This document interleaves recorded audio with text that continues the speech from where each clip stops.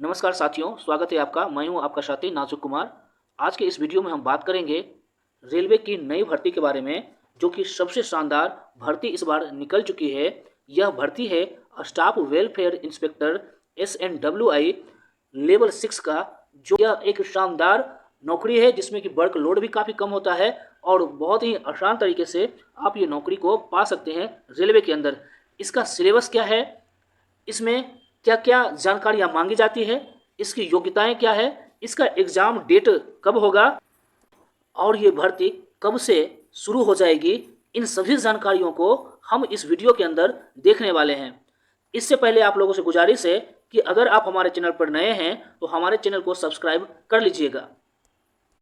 तो साथियों, मैं आपको बताना चाहता हूं कि यह जो भर्ती है वह साउथ ईस्टर्न रेलवे की तरफ से आया हुआ है, जिसमें कि यह लेवल 6 का पोस्ट है और LDCE कोटा के तहत आया है। साथ ही यह डायरेक्ट भर्ती के तहत भी इसका बहाली किया जाता है। तो यह रहा आपका ऑफिशियल नोटिफिकेशन। दक्षिण पूर्व रेलवे, इसके मुख्यालय जो है कोलकाता है। यहाँ पे नोटिस जारी होता है। सब्जेक्ट क्या है, selection for promotion to the post of staff and welfare inspector against 35% LDCE quota in level 6। जी हाँ, तो ये लेवल 6 का भर्ती है और 35% जो है यह कोटा के तहत में, LDCE कोटा के तहत में भर्ती आ गई है।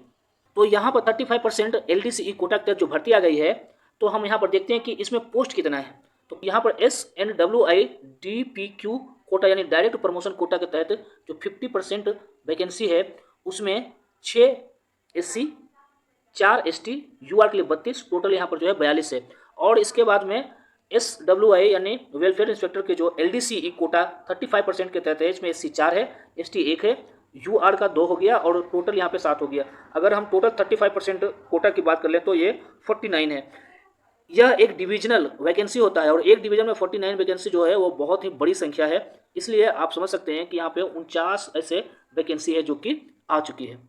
नेक्स्ट अब हम बात करने वाले हैं इसमें एलिजिबिलिटी की, यानी कि कौन कौन से जो हैं इसके लिए एलिजिबल हैं। तो सबसे पहले हम लोग देखेंगे यहाँ पे वह एम्प्लॉई जो रेलवे में वर्किंग है, वो या तो 2 में हो, लेवल 2 में हो, लेवल 3 में हो, 4 में हो, 5 में हो।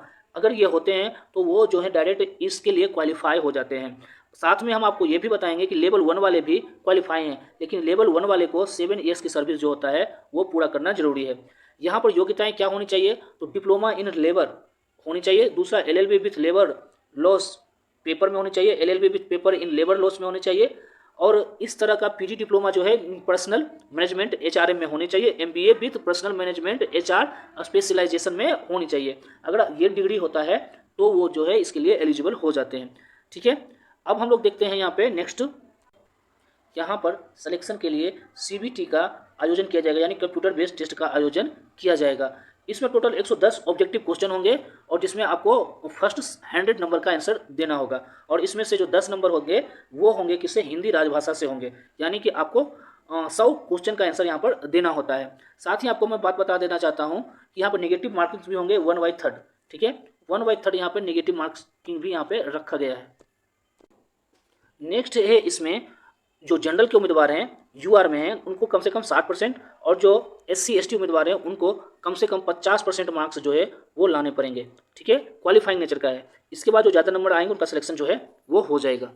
नेक्स्ट हम जो बात करने वाले हैं वो बात करने वाले हैं यहाँ पर आवेदन की तारीखों के बारे में। तो आवेदन की तारीख जो होता है वह 23 सितंबर 2025 से स्टार्ट हो जाता है और इसकी जो आखिरी तारीख है वह 3 अक्टूबर 2025 है। इसके पहले आपको आवेदन जो है वह जमा कराने होंगे, यानी इच्छुक उम्मीदवारों को प्रिस्क्राइब्ड परफॉर्मा, आपको वो हम दिखा देते हैं। यहाँ पर ये परफॉर्मा है जिसमें आपको अपनी सारी जानकारी को फिल करके जमा करना होता है, यानी आवेदन करना होता है। आवेदन अपने कंट्रोलिंग ऑफिसर को जमा कर दें। साथ में यह जरूरी है कि सर्टिफिकेट का कॉपी भी इसके अंदर आपको लगाना पड़ेगा। पर्सनल डिपार्टमेंट द्वारा जब सत्यापन हो जाएगा तो ये सत्यापन करने के बाद में जो है हेडक्वार्टर भेजा जाएगा। ठीक है, तो ये इसकी सबसे महत्वपूर्ण जानकारी। अब नेक्स्ट हम लोग बात करते हैं परीक्षा के सिलेबस की। तो सिलेबस क्या रहने वाला है, तो सिलेबस में इतने सारे आपके सिलेबस हैं, मैं इसको शॉर्ट में आपको बताता हूं कि यहाँ पर सर्विस रूल्स आपको होना चाहिए, लीव, प्रमोशन, पे, फिक्सेशन, पेंशन रूल्स, ये सभी जानकारी आपको होनी चाहिए। दूसरा जो होता है लेबर लॉ आपको आना चाहिए। इसमें मिनिमम फैक्ट्री एक्ट और इंडस्ट्रियल डिस्प्यूट एक्ट महत्वपूर्ण है। PF रूल्स भी आपको आना चाहिए, जिसमें कि सेटलमेंट अलाउंस पास रूल्स ये सभी महत्वपूर्ण है। साथ में आपको बताते हैं कि discipline and appeal rules, conduct rules, ये सब भी आपको पढ़ के जाना है। स्टाफ बेनिफिट फंड, ग्रीवांसेस और आरटीआई वगैरह भी आपको पढ़ के जाना है। Role of welfare inspector and Rajbhasha rules, ये सभी जो है आपको यहाँ पे पढ़ के जाना है। तो ये सब कुछ यहाँ पे दिया गया है, जिसको कि हमने शॉर्ट में आपको बता दिया कि ये सभी आपको करके जाना है। तो साथियों, ये रहा पूरा विवरण जो साउथ ईस्टर्न रेलवे स्टाफ और वेलफेयर इंस्पेक्टर भर्ती 2025 के लिए डिविजनल लेवल पर इतनी बड़ी वैकेंसी आ चुकी है। ये एक रेलवे की शुरुआत है, धीरे धीरे ये सभी जोन में और सभी डिवीजन में आ जाएगी। तो अगर आप एलिजिबल होते हैं तो आप ज़रूर इसको भरें, आपको बहुत ही ज़्यादा अच्छी जॉब मिलने वाली है।